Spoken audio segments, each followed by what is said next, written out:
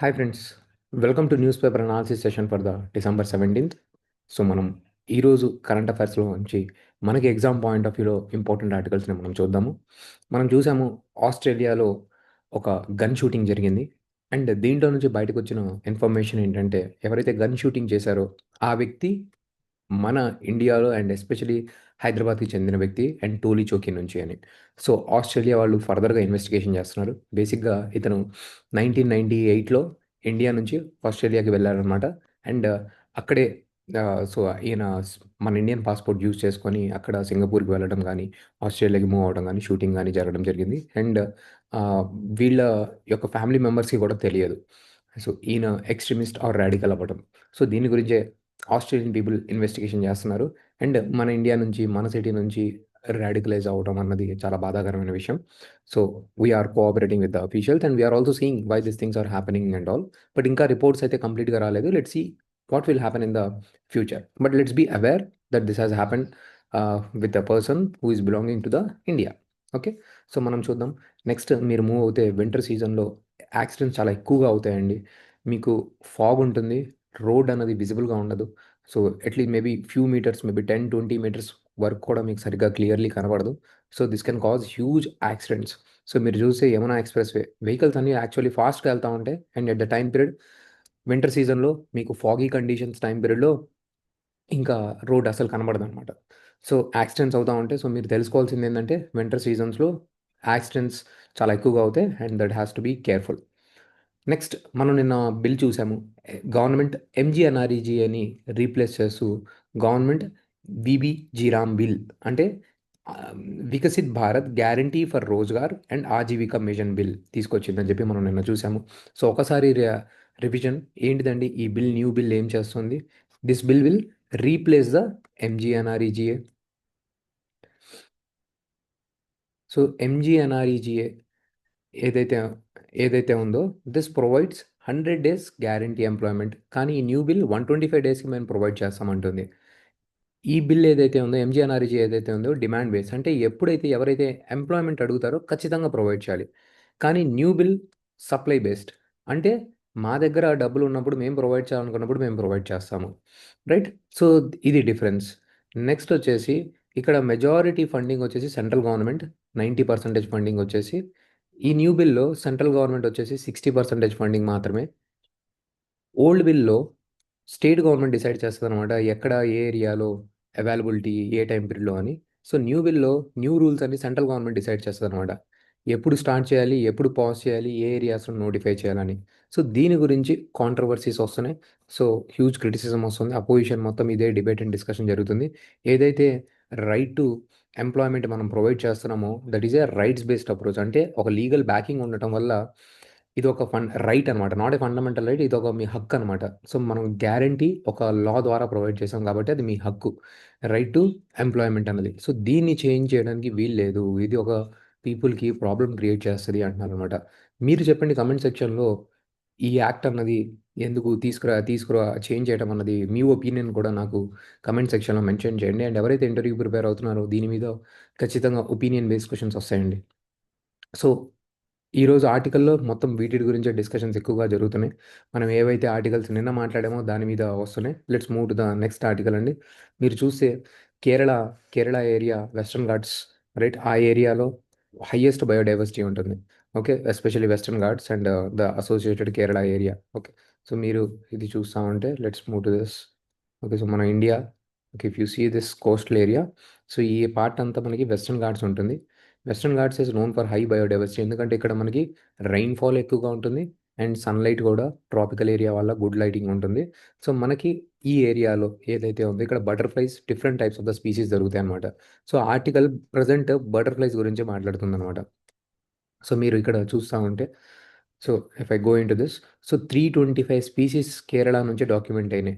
Okay. ఓవరాల్‌గా మనకి 337 species western ఘాట్స్‌వి బటర్‌ఫ్లైవి దొరికితే 328 వచ్చేసి కేరళలోనే ఉన్నాయన్నమాట. అండ్ ఇవేవి కూడా థ్రెటెన్డ్ లేవు. ఐయూసీఎన్ దాంట్లో నియర్ థ్రెటెన్డ్. అండ్ దీంట్లో 4 స్పీసీస్‌కి షెడ్యూల్ 1 ప్రొటెక్షన్ ఇస్తున్నాము. సో, జస్ట్ మనకి అవేర్‌నెస్ తెలియాల్సిందంటే ఇండియాలో హైయెస్ట్ బటర్‌ఫ్లై డైవర్సిటీ ఎక్కడుంది అంటే, ఏ స్టేట్‌లో ఉంది అంటే, మనకి ప్రిలిమ్స్ కోసం మనకు తెలియాల్సిందేంటంటే కేరళలో ఉన్నాయి. Okay. This is the point. And recently ఒక కరెంట్ అఫైర్ ఏంటిదంటే, కేరళలో మనము అరళం వైల్డ్ సాంక్చురీ, ఈ వైల్డ్ లైఫ్ సాంక్చురీని మనం ఫస్ట్ టైమ్ ఓకే. బటర్‌ఫ్లైస్‌కి ప్రొటెక్షన్‌గా మనం ప్రొవైడ్ చేసామంట. ఒక sanctuary dedicated to the butterflies. So, ఇది మనకి 2 ఇంపార్టెంట్ ప్రిలిమ్స్‌కి. Aralam wild sanctuary. It is in the Kerala. Okay. చలో let's move to the next thing అండి. ఇది మనకి ఎథిక్స్‌కి ఇంపార్టెంట్ అండి. చూడండి, ఒక మీరొక పొజిషన్‌లో జాబ్ చేస్తున్నప్పుడు ఆ పొజిషన్‌ని మీరు ఎంతో రెస్పెక్ట్ ఇచ్చి, ఎంతో ఇంపార్టెన్స్ ఇచ్చి చేయాలండి. డాక్టర్స్ థాలసీమియా పేషెంట్స్‌కి బ్లడ్‌ని ట్రాన్స్‌ఫర్ చేయాల్సొస్తదనమాట. ఇదొక క్యాన్సర్. బ్లడ్ ట్రాన్స్‌ఫర్ జరుగుతా ఉండాలి వీళ్ళకి.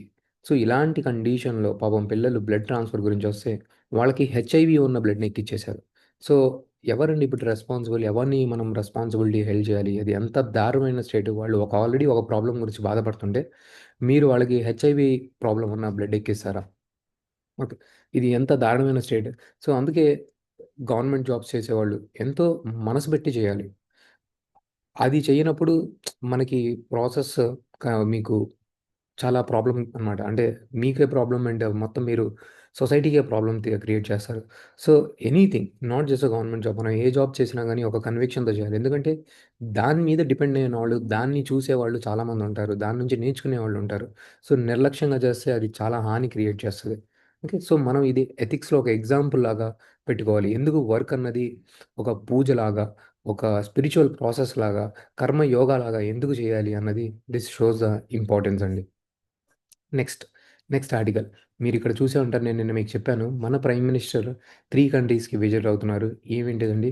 జోర్డాన్ ఒకటి, ఆఫ్రికాలో ఇథియోపియా ఒకటి అండ్ ఒమన్ ఒకటి. సో, ఇప్పుడు మీరిక్కడ చూస్తే ఇవి అరబ్ కంట్రీస్‌లో ఉన్నాయి. సో, మన జైశంకర్ గారు వచ్చేసి, ఫారెన్ మినిస్టర్ గారు వచ్చేసి ఇజ్రాయెల్‌కి విజిట్ చేశారు. సో, మీకు తెలిసే ఉంటది. ఇజ్రాయెల్ అండ్ అరబ్ నేషన్స్ ఎప్పుడు కూడా గొడవ పడతా ఉంటది. ఎస్పెషల్లీ పాలస్తీన్ పీపుల్స్ గురించి. పాలస్తీన్ అనేది ఇజ్రాయెల్‌లో ఒక పార్ట్, ఒక area. Okay. So, present west బ్యాంక్‌లో అండ్ గాజా ఏరియా, ఇది మనం ఇజ్రాయెల్ అనుకుంటే, సో, మీకు ఇజ్రాయెల్ కంట్రీలో 2 ఏరియాస్ ఉన్నాయి. గాజా ఏరియా ఒకటి, వెస్ట్ బ్యాంక్ ఏరియా ఒకటి. కరెంట్‌లీ ఇక్కడ పాలస్తీన్ పీపుల్ ఉన్నారనమాట. సో, వీళ్ళకొక సెపరేట్ కంట్రీని ప్రొవైడ్ చేయాలి. ఈ 2 రీజియన్స్‌ని, గాజా అండ్ వెస్ట్ బ్యాంక్. ఈ 2 ఏరియాస్‌ని కలిపి పాలస్తీన్ అనే కంట్రీని ప్రొవైడ్ చేయాలి అని చెప్పి ప్రొటెస్ట్ జరుగుతున్నాయనమాట. మీరిప్పుడు చూస్తే సిడ్నీలో ఫైరింగ్ జరిగింది గూడా దీన్ని సపోర్ట్ చేసే ఒక రాడికలైజ్డ్ పర్సనే. ఓకే. సో, ఇప్పుడు అరబ్ స్టేట్స్ అందరూ ఈ పాలస్తీన్ గురించి ఫైట్ చేస్తా ఉంటారు.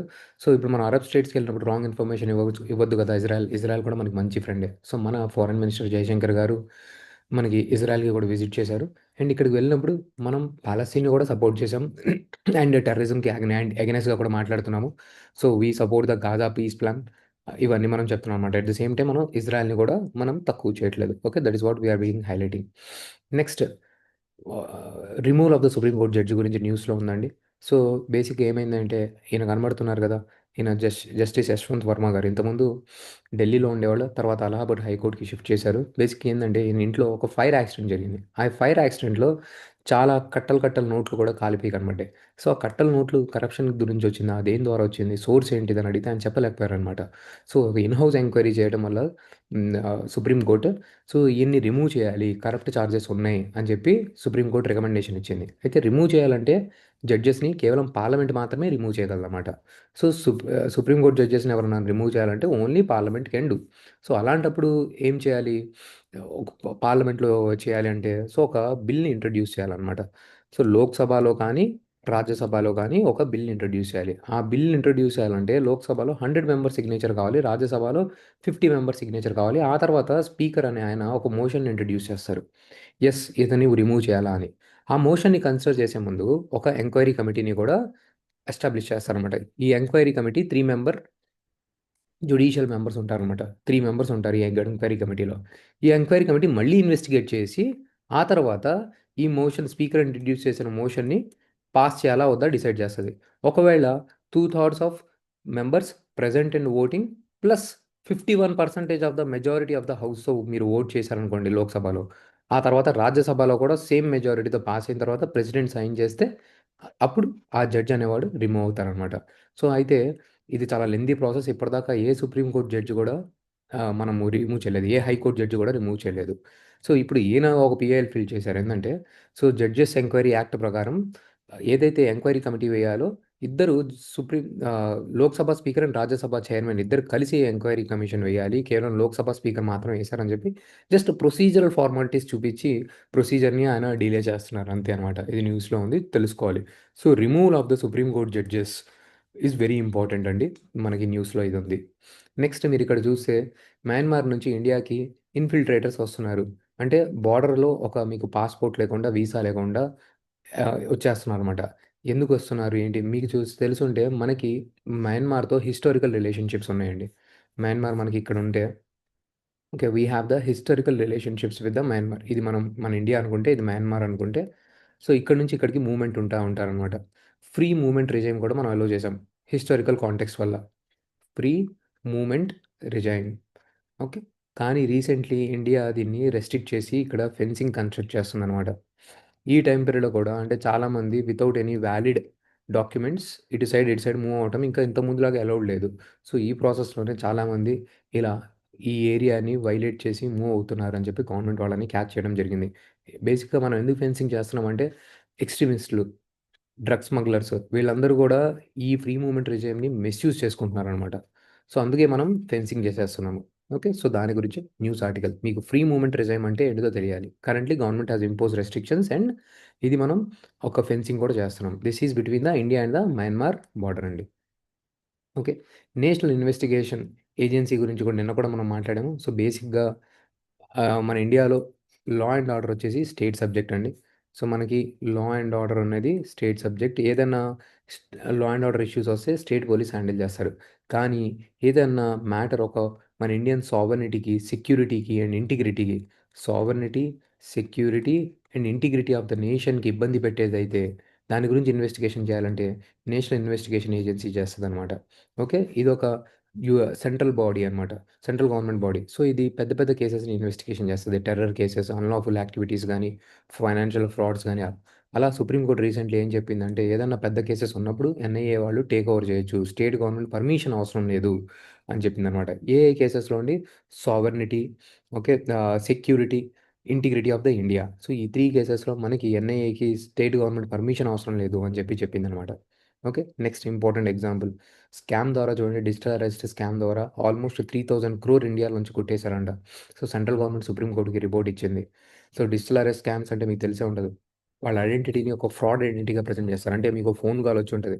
మేము ఇన్వెస్టిగేటింగ్ ఆఫీసర్స్ మీరు ఈ ఫ్రాడ్ చేశారు. మీరు మా అకౌంట్‌లో ఈ డబ్బులు ట్రాన్స్‌ఫర్ చేయకపోతే మిమ్మల్ని అరెస్ట్ చేస్తామని. దాన్నే డిజిటల్ అరెస్ట్ స్కామ్ అంటారనమాట. సో, దాంతో 3000 క్రోర్స్ ఇండియాలో లూజ్ అయినాయి. So, very problematic thing. Okay. Ah, so, next, next let's move to the next ఎడిటోరియల్‌కి మనం మూవ్ అవుదాం. సో, ఇక్కడ ఎడిటోరియల్‌కి మనం మూవ్ అయ్యే ముందు ఎక్యువెరిన్ అనేది ఒక military exercise between India and Maldives. దీని గురించి న్యూస్ ఆర్టికల్ వచ్చింది. సో, బేసిక్‌గా మన ఇండియా వాళ్ళు డిఫెన్స్ ఎక్సర్‌సైజెస్ చేస్తా ఉంటారు డిఫరెంట్ డిఫరెంట్ కంట్రీస్‌తో. అంటే మీరు రేపు ఆ కంట్రీతో కలిసి ఒక ఒక యాంటీ పైరసీ ఆపరేషన్ లాంచ్ చేయాలన్నా గాని, ఏమైనా డిఫెన్స్ ఆపరేషన్ లాంచ్ చేయాలన్నా గాని కోఆర్డినేషన్ ఉండాలి గదా! మన కంట్రీకి, ఆ కంట్రీకి మధ్యలో. సో, దాని గురించి ఆ కోఆర్డినేషన్ ఎలా ఉందని చెప్పి మనం వాళ్ళతో కలిసి వేరియస్ ఎక్సర్‌సైజెస్ లాంచ్ చేస్తాం. సో, మాల్దీవ్స్‌లో లాంచ్ చేసిన ఎక్సర్‌సైజ్‌ని మనం ఎక్యువెరిన్ అంటాం. సో, అలాగే can you tell me Mitra Shakti ఎవరిది? ఓకే. మిత్రశక్తి ఈ ఎక్సర్‌సైజ్ ఎవరిది? అలాగే మనం శ్రీలంక వాళ్ళతో, నేపాల్ వాళ్ళతో ఉన్న ఎక్సర్‌సైజెస్ ఏంటిదో మీరు చెప్పండి. శ్రీలంక అండ్ నేపాల్ వాళ్ళతో ఉన్న ఎక్సర్‌సైజెస్ మీకు హోంవర్క్. ఇది మనకి స్టేట్‌లో గాని, గ్రూప్స్‌లో గాని, యూపీఎస్సీలో గాని ప్రిలిమ్స్‌లో అడిగే పాసిబిలిటీ ఉందండి. Next Rashtrapati Bhavan displays portraits of the all 21 Param Vir Chakra awardees. మనకి రాష్ట్రపతి భవన్, ప్రెసిడెంట్ భవన్‌లో బేసిక్‌గా ఏముంటుందంటే, మనకి ఇప్పటిదాకా బ్రిటిష్ వాళ్ళ ఫోటోలు ఉండేవన్నమాట. అలా కాకుండా వాళ్ళ ఫోటోస్ తీసేసి, మన పరమవీర చక్ర అవార్డీస్ ఫోటోస్. పరమవీర చక్ర అంటే బేసిక్‌గా మీరు వినే ఉంటారు. Highest military award. చూడండి ఇక్కడ India's highest military award. So, మీరేమన్నా ఒక మిలిటరీ తరపున మీరొక సేవ చేస్తూ చనిపోతే, చనిపోయిన తర్వాత పరమవీర చక్ర ఇస్తారన్నమాట. ఇది నంబర్ 1 హైయెస్ట్ దీనికంటే పెద్దదేమీ లేదు. Okay. This the highest award for the courage, self sacrifice during the war. So, ఇప్పటిదాకా మనం 21 మెంబర్స్‌కి ఈ కైండ్ ఆఫ్ అవార్డ్‌ని ఇచ్చాము. సో, ఈ చేంజ్ మనము నిన్న మీరు తెలిసే ఉంటారు 1971 వా వా వార్‌ని కమెమోరేట్ చేస్తూ సో, మనము ఈ చేంజ్‌ని, ఈ డెసిషన్ అన్నది మనము తీసుకున్నామనమాట. Okay. So, this is the point that is trying to highlight in this article. Okay. So, Paramvir Chakra అంటే మీరు ఖచ్చితంగా తెలిసుండాలి. ఇలాగే గవర్నమెంట్ వేరియస్ మూవ్స్ కూడా తీసుకొచ్చింది. మనకి అండమాన్ అండ్ నికోబార్ ఐలాండ్స్‌లో ఉన్న ఐలాండ్స్ పేరు కూడా గవర్నమెంట్ అన్నది చేంజ్ చేసింది. For suppose Ross island was renamed the Netaji Subhash Chandra Bose island. Neil island became the Shaheed Dweep. And Havelock island was renamed as a Swaraj Dweep. Okay. So, మీరు ఇది కూడా గుర్తుపెట్టుకోవాలి. Port Blair was renamed as a Shri Vijayapuram. Okay. So, మనం ఖచ్చితంగా ఈ పేర్లు గుర్తుపెట్టుకుంటే that is a very important thing. Next let's move to the next article అండి. సో, మీరిక్కడ చూస్తుంటే మైక్రో ప్లాస్టిక్స్ గురించి ఒకటి ఇంపార్టెంట్ ఆర్టికల్. ఇది మనకి మెయిన్స్‌లో కూడా చాలా ఇంపార్టెంట్. మైక్రో ప్లాస్టిక్స్ అంటే చిన్న ప్లాస్టిక్ ముక్కలే అండి. ఇవి ఎంత చిన్నగా ఉన్నాయంటే ఇవి గాల్లో తేలుతా ఉన్నాయన్నమాట. ఇవి గాలితో తేలుతా ఉండటం వల్ల మీరు ఇన్‌హేల్ చేసినప్పుడు మీ లంగ్స్‌లో నుంచి మీ బ్లడ్‌లోకి ఎళ్ళిపోతుంది. అండ్ ఈ ప్లాస్టిక్ ముక్కలకి పొల్యూటెంట్స్ అతుక్కొనుండి దాంతో పాటు టాక్సిన్స్ కూడా మీ బ్లడ్‌లోకి ఎళ్ళిపోతున్నాయన్నమాట. సో, మీరిక్కడ చూస్తా ఉంటే this is very very harmful thing. So, for suppose ఇక్కడ చూడండి, మనం per day almost 132 micrograms of ప్లాస్టిక్స్‌ని ఇన్‌హేల్ చేస్తున్నామంట. అండ్ ఈ ప్లాస్టిక్ అతుక్కొని ఉన్న పొల్యూటెంట్స్ ఏంటంటే heavy metals like lead, cadmium, and chemical compounds like diethyl phthalates. So, ఇవన్నీ ఎంత ప్రాబ్లమాటిక్ మనం ఇన్‌హేల్ చేస్తున్నాం. సో, మన ఎన్వైర్న్‌మెంట్ అన్నది అంత పూర్‌గా ఉంది. మీరిక్కడ చూస్తా ఉంటే ఈ మైక్రో ప్లాస్టిక్స్ దేని ద్వారా వస్తుందంటే, ఈవెన్ బట్టలతో కూడా వస్తున్నాయండి. సింథటిక్ టెక్స్టైల్స్, కాటన్ టెక్స్టైల్స్ మనం అందుకే యూజ్ చేయాలి. సింథటిక్ టెక్స్టైల్స్ బట్టల నుంచి వస్తున్నాయి. టాయ్స్‌లోంచి వస్తున్నాయి. ఓకే. ఇది ఆల్రెడీ యూపీఎస్సీ పీవైక్యూ క్వెషన్ అండి. కాస్మెటిక్స్‌లోంచి వస్తున్నాయి. టైర్స్‌లోంచి వస్తున్నాయి. కన్‌స్ట్రక్షన్ మెటీరియల్స్ నుంచి వస్తున్నాయి. ఇవన్నీ చోట్ల నుంచి ప్లాస్టిక్ అన్నది జనరేట్ అయ్యి వస్తుంది. సో, సింగిల్ యూజ్ ప్లాస్టిక్‌ని బ్యాన్ చేయాలి. అండ్ ప్లాస్టిక్స్ నుంచి మనం మూవ్ అయ్యి వేరే హెల్తీ ఐటెమ్స్‌లోకి మనము ఎంటర్ కావాలని చెప్పి ఈ ఆర్టికల్ మెన్షన్ చేస్తుంది. లేకపోతే హ్యూమన్‌కి చాలా చాలా ప్రాబ్లమ్ క్రియేట్ చేస్తదని చెప్పి this article is trying to communicate. Okay. చలో let's move to the next important article అండి. నిన్న మనం శాంతి బిల్ గురించి మనం చూసామండి. బేసిక్‌గా శాంతి బిల్ ఏంటిదండి? Shanti bill is nothing but it is trying to encourage the private sector participation in the nuclear governance. So, దాని గురించే ఈ ఆర్టికల్ మాట్లాడుతుంది. ప్రెజెంట్ మీరు చూస్తే మనకి న్యూక్లియర్ ఎనర్జీ దేని ద్వారా వస్తుందండి? అటామిక్ మినరల్స్ నుంచి. అంటే యురేనియం, థోరియం, వీటిని వీటిని మీరు ప్రాసెస్ చేసి న్యూక్లియర్ ఎనర్జీని జనరేట్ చేయొచ్చు. కరెంట్‌లీ వీటిని ప్రాసెస్ చేయాలంటే మీకు గవర్నమెంట్ మాత్రమే ప్రాసెస్ చేయగలదు. అండ్ న్యూక్లియర్ పవర్ ప్లాంట్స్ కూడా గవర్నమెంట్ కంపెనీసే రన్ చేయగలవు. లైక్ సే ఎన్‌పీసీఏఎల్ కానీ, భావిని గానీ, ఇవి గవర్నమెంట్ కంపెనీస్ అనమాట. ఇవే న్యూక్లియర్ పవర్ ప్లాంట్స్‌ని రన్ చేయగలవనమాట. ఈవెన్ మైనింగ్ చేయాలన్నా గానీ గవర్నమెంటే. యురేనియం కార్పొరేషన్ ఆఫ్ ఇండియా మీరు వినే ఉంటారు. ఓకే. ఇవన్నీ గవర్నమెంట్ అనుకున్నట్టుగానే జరుగుతుందా? లేదా? అని చెప్పి చెక్ చేయడానికి we have also atomic energy regulatory board. Okay. అయితే గవర్నమెంట్ ఇప్పుడు ఏం చేంజ్ తీసుకొస్తుంది అంటే ఈ శాంతి బిల్ ప్రకారం ప్రెజెంట్ ఈ అటామిక్ ఎనర్జీ రెగ్యులేటరీ బోర్డ్‌కి పవర్స్ లేదు. సో, గవర్నమెంట్ దీనికి స్టాట్యుటరీ స్టేటస్ అంటే ఒక లీగల్ బ్యాకింగ్ ఒకటిస్తుందండి. లా ఒక పాస్ చేసి దీనికి స్టాట్యుటరీ బ్యాకింగ్ అంటే దీన్ని ఒక స్ట్రాంగ్ బాడీగా కన్వర్ట్ చేస్తుంది. కేవలం ఎన్‌పీసీఎల్ అండ్ భావి మాత్రమే కాదు, ఈవెన్ ప్రైవేట్ కంపెనీస్ వాళ్ళు కూడా దీన్ని ఆపరేట్ చేయొచ్చు అని చెప్పి తీసుకొస్తుందనమాట. So, this is the second change. అయితే ఇక్కడ ఏమి చేంజ్ చేయట్లేదు. దీన్ని ఇలాగే పెడుతుంది. And at the same time ఇప్పుడు ఈ కంపెనీ వాళ్ళు రన్ చేసేటప్పుడు ఏదైనా ప్రైవేట్ సెక్టార్ కంపెనీ రన్ చేస్తున్నప్పుడు ఏమైనా యాక్సిడెంట్ జరిగింది. యాక్సిడెంట్ జరిగితే మీరు దానికి జరిమానా పే చేయాలి గదా! సో, సో, ఆ కంపెన్సేషన్ లిమిట్ ఏదైతే ఉందో ఇంతకుముందు ఈ కంపెన్సేషన్ లిమిట్ అన్నది అన్‌లిమిటెడ్ ఉండేది. ఇప్పుడు దీన్ని 3000 క్రోర్‌కి క్యాప్ చేస్తుంది గవర్నమెంట్. దీని మీద ఎక్స్‌ట్రాగా ఏదన్నా జరిగితే అది గవర్నమెంట్ చూసుకుంటది అంటుందన్నమాట. Right. So, these are the changes introduced to the Shanti bill. So, but గా ఈ ఆర్టికల్ ఎడిటోరియల్ ఏం చెప్తుందేంటంటే, చేంజెస్ తీసుకొచ్చారు బానే ఉంది గానీ, ఒకవేళ పెద్ద డ్యామేజ్ జరిగితే ఈ 3000 క్రోర్ రూపీస్ అనేవి సరిపోవు. దీన్ని జాగ్రత్తగా చూసుకోండి. మేబీ ఈ లిమిట్ అనేది సరిపోదు. దీని పైగా వెళ్తే గవర్నమెంట్ ఖర్చు చూసుకుంటుంది అంటున్నారు కానీ గవర్నమెంట్ ఎలా హ్యాండిల్ చేయగలదు? ఎలా బేర్ చేయగలదు? అన్నది ఈ ఆర్టికల్ మాట్లాడుతుందనమాట. Okay. So, that is another important concept that we need to remember. Okay. Next USA national security strategy ఒకటి రిలీజ్ చేసింది. సో, దాని గురించే ఇంపార్టెంట్ థింగ్. వేరియస్ ఆర్టికల్స్ వస్తున్నాయి. దీంట్లో మనం తెలుసుకోవాల్సిందేంటంటే, ఈ నేషనల్ సెక్యూరిటీ స్ట్రాటజీ అసలు ఫస్ట్ నేషనల్ సెక్యూరిటీ స్ట్రాటజీ ఏంటిదండి? National security strategy is nothing but ఒక డాక్యుమెంట్ అనమాట. సో, ఆ గవర్నమెంట్ వాళ్ళకి సెక్యూరిటీ రిలేటెడ్ కన్సర్న్స్ ఏమన్నా వస్తే దాన్ని ఎలా హ్యాండిల్ చేస్తారు అని చెప్పి ఒక డాక్ట్రిన్ రిలీజ్ చేస్తుంది. దాన్ని మనం నేషనల్ సెక్యూరిటీ స్ట్రాటజీ అంటాం. ఇది యూఎస్ఏ వాళ్ళు రిలీజ్ చేస్తున్నారు. ఇది యూఎస్ఏ రీసెంట్‌గా రిలీజ్ చేసిన డాక్యుమెంట్‌లో వాళ్ళు ఏం మాట్లాడారంటే, అమెరికా ఫస్ట్. మేము వేరే కంట్రీస్‌తో తలదూర్చము. మా సెక్యూరిటీ గురించి మేము జూసుకుంటాము. ఓకే. అండ్ ప్రెజెంట్ నాటో ద్వారా మేము యూరోపియన్ యూనియన్‌కి సెక్యూరిటీ ప్రొవైడ్ చేస్తున్నాం కానీ, ఇక మీద మేము ప్రొవైడ్ చేయము. వీళ్ళ సెక్యూరిటీ వీళ్ళే జూసుకోవాలి. అండ్ యూరోపియన్ యూనియన్ వాళ్ళు ఇదేంటి ఫ్రీడమ్ అని చెప్పి వేరే కంట్రీస్ వాళ్ళని అలౌ చేసి, మీ యొక్క ఓన్ పాపులేషన్‌ని మీరు లూజ్ అవుతున్నారు. మీలో డెమోగ్రఫిక్ చేంజెస్ అంటే ఇప్పుడు యూరప్‌లో ఆఫ్రికా వాళ్ళు కానీ, ఇండియా వాళ్ళు కానీ, లేపోతే ఏషియన్స్ వాళ్ళు కానీ మైగ్రేట్ అవుతున్నారు గదా! సో, దీంట్లో యూరోపియన్ పాపులేషన్ తగ్గిపోయి వేరే వాళ్ళ పాపులేషన్స్ పెరుగుతున్నాయి. సో, మీరు సరిగ్గా చూసుకోకపోతే మీరు యూరోపియన్ యూనియన్ అనేది కొలాప్స్ అవుతుంది అని చెప్పి national security strategy European union వాళ్ళని హెచ్చరిస్తుందనమాట. క్రిటిసైజ్ చేస్తుంది. సో, దీనికి కౌంటర్ ఇంకా ఈయూ వాళ్ళు రిలీజ్ చేయలేదు. బట్ ఒక రెస్పాన్సిబుల్ పవర్ అయిన యూఎస్ఏ ఇలా మాట్లాడడం, ఇలా ఒక కైండ్ ఆఫ్ ఫియర్ సైకోసిస్‌ని రిలీజ్ చేయడము అండ్ మేము సెక్యూరిటీ ప్రొవైడ్ చేయడం అన్నది ఒక రెస్పాన్సిబుల్ లీడర్ యొక్క రైట్ డెసిషన్ కాదు అని చెప్పి ఈ ఆర్టికల్ ఎడిటోరియల్ మాట్లాడుతుందనమాట. రైట్. సో, అంతే దాంట్లో ఇంపార్టెంట్ థింగ్ ఇది మనకి అవసరం లేదు. నెక్స్ట్ వచ్చేసి యూఎస్ఏ వాళ్ళు వెనిజులా మీద అటాక్స్ చేస్తున్నారు. అండ్ వెనిజులా అనే గవర్నమెంట్ డ్రగ్స్ సప్లైలో పాల్పడుతుందని చెప్పి వాళ్ళ మీద వాళ్ళ షిప్స్ మీద అటాక్స్ లాంచ్ చేస్తున్నారు.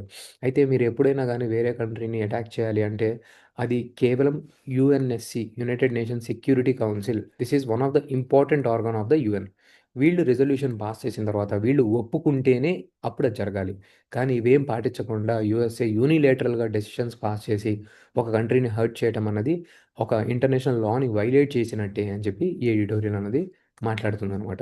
Okay. So, this is another important concept that you need to remember. Next వచ్చేసి ఒక ఇంపార్టెంట్ బ్యూటిఫుల్ ఆర్టికల్ ఏంటిదంటే, గవర్నెన్స్ మావోయిస్ట్ ఏరియాస్‌లో గవర్నెన్స్ గురించి మాట్లాడుతుందండి. మీరు మీరు చూసే ఉంటే మన ఇండియాలో ఒక ఒక కొన్ని స్టేట్స్‌లో మొత్తంలో మావోయిజం ఉంటుందండి. So, if I show you one second let me show you.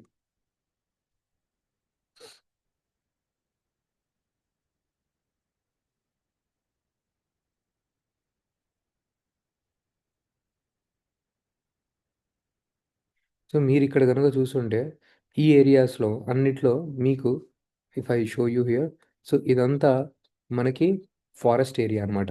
So, red corridor area అంటారు. ఇక్కడే మనకి నక్సలిజం కూడా ఎక్కువగా ఉండేదనమాట. అండ్ ఇక్కడే మనకి ట్రైబల్ పీపుల్ కూడా ఎక్కువగా ఉంటారు. అండ్ మీరు చూసుంటే డెవలప్‌మెంట్ కూడా ఇక్కడే బాగా తక్కువ. సో, గవర్నమెంట్ దీన్ని హ్యాండిల్ చేయడానికి కొన్ని లాస్‌ని తీసుకొచ్చిందనమాట. ఆ లాస్ పేరు ఫారెస్ట్ రైట్స్ యాక్ట్ కానివ్వండి, పెసా యాక్ట్ కానివ్వండి, at the same time schedule 5 కానివ్వండి, లేదా షెడ్యూల్ 6 కానివ్వండి, and at the same time CAMPA act కానివ్వండి. ఇవన్నీ అక్కడ లోకల్ పీపుల్‌కి ఇబ్బందులు కలగకుండా ట్రైబల్ పీపుల్‌ని సపోర్ట్ చేయడానికి తీసుకొచ్చిన యాక్ట్స్. కానీ ఆర్టికల్ ఏమంటుందంటే ఇవన్నీ యాక్ట్స్ అనేది సరిగ్గా ఇంప్లిమెంట్ చేయలేదు. సో, అక్కడ ట్రైబల్ ఎంపవర్‌మెంట్ అన్నది జరగలేదు. ట్రైబల్ పీపుల్ చాలా స్ట్రగుల్ అయ్యారు. సో, వాళ్ళు స్ట్రగుల్ అవ్వటం వల్లే మావోయిజం అన్నది పెరిగింది. ఓకే. వాళ్ళని మీరు సరిగ్గా చూసుకోనుండుంటే అసల మావోయిజం అన్నది ప్రాబ్లమ్ వచ్చేది గాదు. మీరు వాళ్ళని పోవటం వల్లే, ఈ యాక్ట్స్‌ని మీరు సరిగ్గా ఇంప్లిమెంట్ చేయకపోవటం వల్లే, మనకక్కడ మావోయిజం ప్రాబ్లమ్ అన్నది పెరిగింది అని చెప్పి ఈ యాక్ట్ అన్నది మాట్లాడుతుంది. సో, మనకి ఫారెస్ట్ రైట్స్ యాక్ట్, పెసా యాక్ట్ వీటన్ని యాక్ట్స్‌ను ఇక్కడ ఈ ఆర్టికల్ మెన్షన్ చేయడం జరిగిందండి. సో, ఆదివాసీస్‌ని మీరు ఎంపవర్ చేయాలి. ఎందుకండి? ఫర్ సపోజ్ ఇప్పుడు ఇక్కడ ట్రైబల్ పర్సన్ ఉన్నారు. ఆ పర్సన్‌కి కావాల్సిన రైట్స్ రాలేదు. సో, గవర్నమెంట్ ఆయన్ని ఆయనకి రావాల్సిన పవర్స్ ఆయనకివ్వలేదు. అప్పుడు ఇతను బాధపడుతున్నప్పుడు ఒక నక్సలొచ్చేసి నేను నీకు హెల్ప్ చేస్తాను అని చెప్పిస్తే అప్పుడు ఆయనకి సేవియర్ ఎవరండి? నక్సలా? గవర్నమెంటా? సో, ఈ తప్పు జరగటం వల్లే నక్సలిజం అన్నది అక్కడ గ్రో అయింది. నక్సలిజం అన్నది అక్కడ స్ట్రాంగ్ అయింది. సో, దీనికి గవర్నమెంట్ చేయాల్సిందేందంటే మావోయిజంని హ్యాండిల్ చేయాలంటే మనకి సెక్యూరిటీ మెజర్ మాత్రమే కాదు డెవలప్‌మెంటల్ మెజర్స్ కూడా కావాలి. ఈ డెవలప్‌మెంటల్ మెజర్స్‌లో ఈ లోకల్ పీపుల్‌ని మీరు ఎంపవర్ చేయాలి. ఈ లోకల్ పర్సన్‌ని మీరు ఎంపవర్ చేయాలంటే ఏవైతే యాక్ట్స్ ఉన్నాయో ఫిఫ్త్ షెడ్యూల్ కానివ్వండి, లేకపోతే ఫారెస్ట్ రైట్స్ యాక్ట్ కానివ్వండి, పెసా యాక్ట్ కానివ్వండి, వీటిని ప్రాపర్‌లీ ఇంప్లిమెంట్ చేయాలి. అది ఇంప్లిమెంట్ చేసినప్పుడే మనకి బాగుంటుంది. మీరు చూసుంటే ప్లానింగ్ కమిషన్ గాని, Oxford university of multi dimensional poverty గాని, ఈ ఏరియాస్ చాలా under developed. Planning commission expert committee ఏం చెప్పిందంటే, ఈ యాక్ట్స్ అన్నిటిని అసలు ప్రాపర్‌లీ ఇంప్లిమెంటే చేయలేదు. సో, కాబట్టి ఇక్కడ మావోయిజం అనేది థ్రైవ్ అయింది. ఇప్పుడు మీరు మావోయిజంని కిందకి తీసుకొచ్చారు. సెక్యూరిటీతో దాన్ని బాగా హ్యాండిల్ చేశారు. Now it's your time to implement these provisions. And ఇక్కడ లోకల్ పీపుల్‌ని మీరు ఎంపవర్ చేస్తే మావోయిజం అన్నది లాంగ్ టర్మ్‌లో మీరు అరికట్టొచ్చు అని చెప్పి ఈ ఆర్టికల్ మాట్లాడుతుంది. That's all friends. So, I hope you have like this initiative. Initiative గనుక నచ్చినట్టయితే ఖచ్చితంగా లైక్ చేయండి. అండ్ ఇనిషియేటివ్‌ని కూడా మీ ఫ్రెండ్స్‌కి షేర్ చేయండి friends. That's all for today. Thank you and take care. By bye friends.